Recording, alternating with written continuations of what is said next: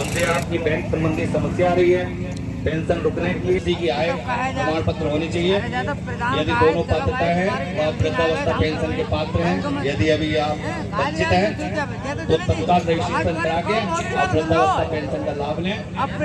विधवावस्था में यदि महिला के पति की मृत्यु हो जाती है तो उसका पति का मृत्यु प्रमाण पत्र एवं इसमें आय प्रमाण पत्र जो है वो बोला सकता है। उम्र जो है वो 18 से 59 साल है।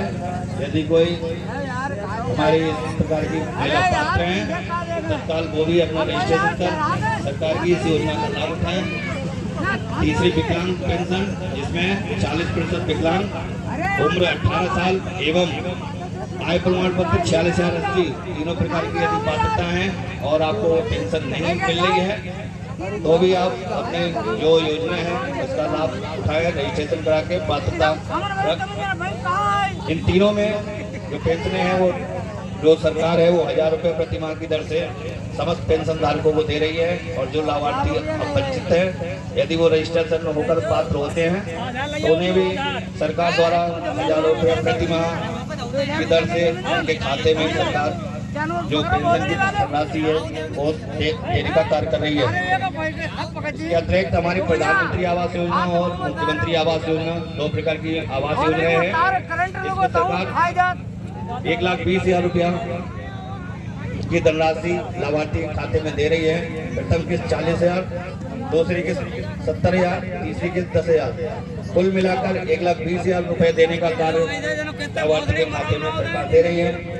जिसमें हमारे मुख्यमंत्री आवास में दैवीय और विकलांग दो प्रकार की कैटेगरी रखी है।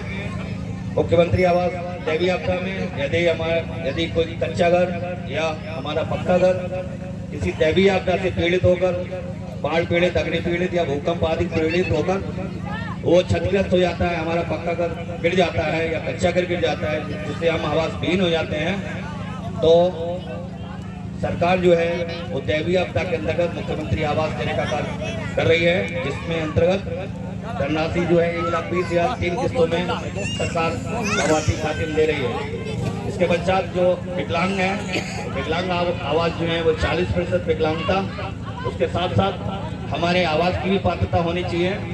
आवास कच्चा, छप्पर या झोपड़ी युक्त होना चाहिए। यदि वो आवास का पात्र है और 40% विकलांग भी है तो उसे भी सरकार जो है वो मुख्यमंत्री आवास योजना अंतर्गत विकलांग आवास देती है, जिसकी धनराशि 1,20,000 होती है। इसके अतिरिक्त SBM में स्वच्छ भारत मिशन के अंतर्गत हर घर में सरकार द्वारा व्यक्तिगत शौचालय देने का कार्य किया है। जिसके अंतर्गत स्वच्छ भारत मिशन में LOB, NLOB, SBM phase 1, phase 2 बहुत योजनाएं हैं जिसके अंतर्गत व्यक्तिगत शौचालय बनाए गए हैं। शौचालय जो वंचित पात्र व्यक्ति हैं उनका भी सरकार प्रतिवर्ष रजिस्ट्रेशन कराती है, उनका फार्म जो भी है ऑनलाइन कराती है, उनकी पात्रता देखती है। जो भी वंचित पात्र व्यक्ति हमारे शौचालय के लिए अब भी हैं या उनका जो अपना घर शौचालय बना था वो टूट गया है, स्वयं का बना था, यदि सरकारी बना है तो उसे प्राप्त नहीं होगा। प्रथम यदि एक बार सरकारी धनराशि प्राप्त होती है तो उसको दोबारा वो सरकारी धनराशि प्राप्त नहीं होती है। यदि वो सरकारी धनराशि और शौचालय के पात्र हैं तो अपना ऑनलाइन कराकर इस व्यक्तिगत शौचालय की पात्रता रख सकते हैं। और जिससे सरकार जो है वो 2 चरणों में प्रथम किस्त और द्वितीय किस्त में 6,000 रुपए के 12,000 रुपए कुल धनराशि जो है लाभार्थी के खाते में शौचालय बनाने के लिए देती है।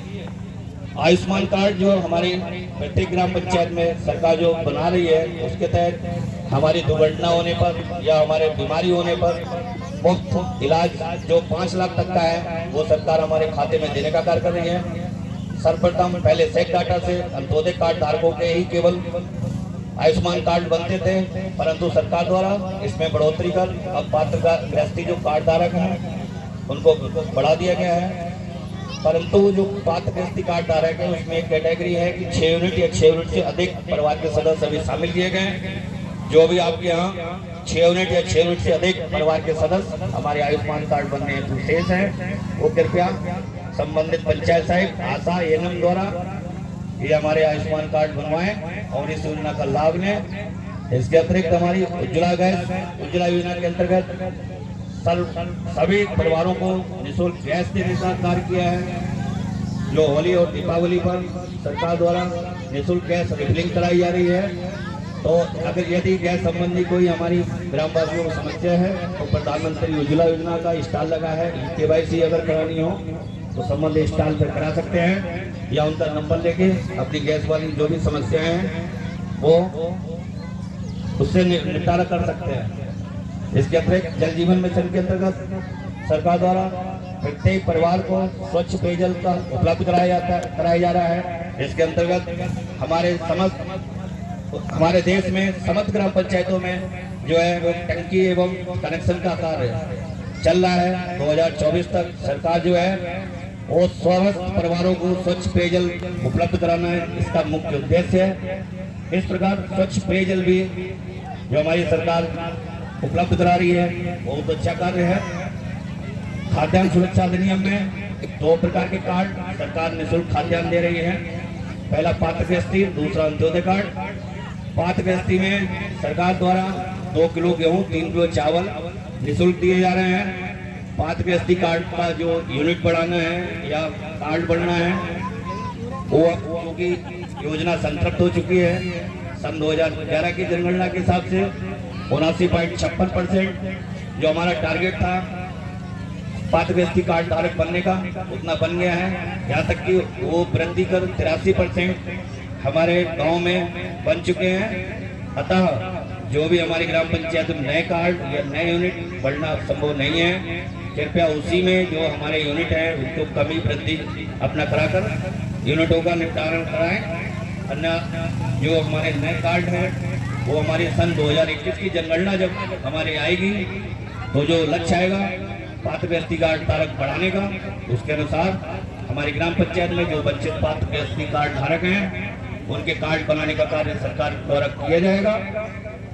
बैंक संबंधी योजनाओं में जो हमारे बैंक सखी या समूह सखी, BC सखी हमारी जो गांव में होती हैं, बैंक सखी बैंक में बैठती हैं, BC सखी गांव में भी वित्तीय लेन देन का कार्य करती हैं। इनके माध्यम से आप बैंक की जो योजनाएं हैं, प्रधानमंत्री जीवन ज्योति बीमा योजना, प्रधानमंत्री सुरक्षा बीमा योजना, प्रधानमंत्री जनधन योजना, किसान क्रेडिट कार्ड, बहुत योजनाएं हैं जो बैंक संबंधी हैं जिनके बारे में आपको जानना चाहिए। इससे ये जो आप ऋण लेते हैं वो ऋण हमारे किस क्रम में सबसे कम ब्याज पर उपलब्ध होगा वो आप जानकारी लें, इसका लाभ लें, जिससे आप आर्थिक अपना विकास अच्छा करें। तो इस प्रकार यदि कोई बैंक में समस्या है तो बैंक सखी, हर शाखा में बैंक सखी हैं तो बैंक सखी का आप नंबर ले लें। यदि कोई हमारी बैंक सखी कोई भी आवश्यकता हो तत्काल बैंक की योजना का उनसे लाभ लें, अन्यथा वह बैंक सखी मैनेजर साहब से पूछ के आपको बैंक संबंधी योजना जो भी है वो आपको अवगत कराएगी।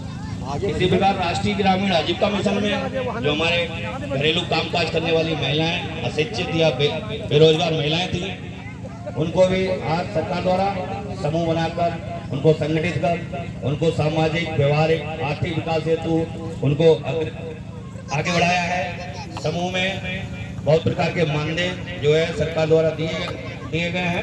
उनके अंतर्गत समूह सखी, BC सखी, विद्युत सखी, कृषि आजीविका सखी, बहुत प्रकार के ये मानदेय रखे गए हैं। यहाँ तक केयर टेकर और कोटा भी देने का कार्य समूह के माध्यम से किया जा रहा है। इस प्रकार समूह के माध्यम से नारियों का सशक्तिकरण जो हमारी किया जा रहा है वो बहुत अच्छा कार्य है। इसके अंतर्गत अब जो उद्देश्य है वो समस्त आवास धारकों का, समस्त जॉब कार्ड धारकों का, समस्त जो भी हमारे BPL हैं उनको समस्त समूह से जोड़ने का कार्य सरकार द्वारा किया जा रहा है। सरकार की मंशा है कि जितनी भी हमारी महिलाएं हैं, गरीब घरों की हैं या जैसी भी अपने मीडियम मध्यम वर्ग की महिलाएं हैं, समस्त समूह में अपना रहकर विकास करें।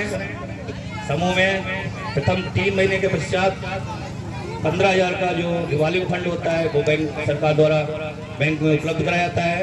फिर 6 माह पश्चात जो हमारा CIF होता है वो 1,10,000 बैंक में उपलब्ध होता है। फिर 6 महीने पश्चात जो हमारी ऋण उद्देश्य जो भी लेने का, जो कामकाज करने का हमारा फाइल बनती है तो उसको भी देने का कार्य सरकार जो है वो देती है। वो ये नहीं देखती कि हमारी समूह की महिलाएं के पास 10 बीघा कहती है या 50 बीघा, तो इस प्रकार समूह के माध्यम से जो नारियों का सशक्तिकरण हुआ है, नारियों का आर्थिक विकास हुआ है, इस क्षेत्र में एनआरएल बहुत अच्छा योजना है। ऑपरेशन कायाकल्प के तहत जो हमारे बच्चों का शैक्षणिक स्तर जो बड़ा है, ग्रामीण स्तर के जो प्राइमरी विद्यालय या जूनियर विद्यालय या कंपोजिट विद्यालय होते हैं, उनमें आज टाइलीकरण या हमारा एमडीएम या निःशुल्क ड्रेस आदि कार्य हुए हैं, जिससे हमारे बच्चों का जो शैक्षणिक है इसमें स्तर में वृद्धि हुई है। हमारे बहुत से बच्चे जो हैं आज निपुण प्रतियोगिता में आ रहे हैं, निपुण बन रहे हैं, जो आगे बनकर अच्छे कहीं ना कहीं पद पे जाएंगे, अच्छा विकास करेंगे, हमारे देश के सहयोग में सहयोग करेंगे। तो इस प्रकार हमारी जो सरकार द्वारा योजनाएं चलाई जा रही हैं, वो शिक्षा, आवास, शौचालय, पेंशन, गैस, जल संबंधी, स्वास्थ्य संबंधी, या महिलाओं के सशक्तिकरण, रोजगार परक योजनाएं, या आर्थिक विकास संबंधी बहुत योजनाओं से संबंधित ये विभाग हैं जिनकी हमको जानकारी रखनी चाहिए। हम हर क्षेत्र की जानकारी रखेंगे, तभी हम उन योजनाओं का लाभ उठा पाएंगे।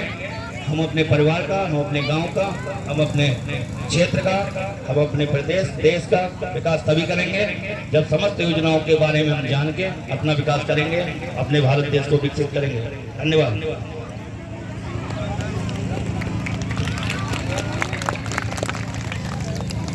इसके अगले क्रम में प्रधानमंत्री आवास योजना का प्रमाण पत्र का वितरण कार्यक्रम होना है, जिसमें श्रीमती जसोदा देवी, राम कुमार, जहाँ हो वहाँ आ जाए, मंच पर आ जाए।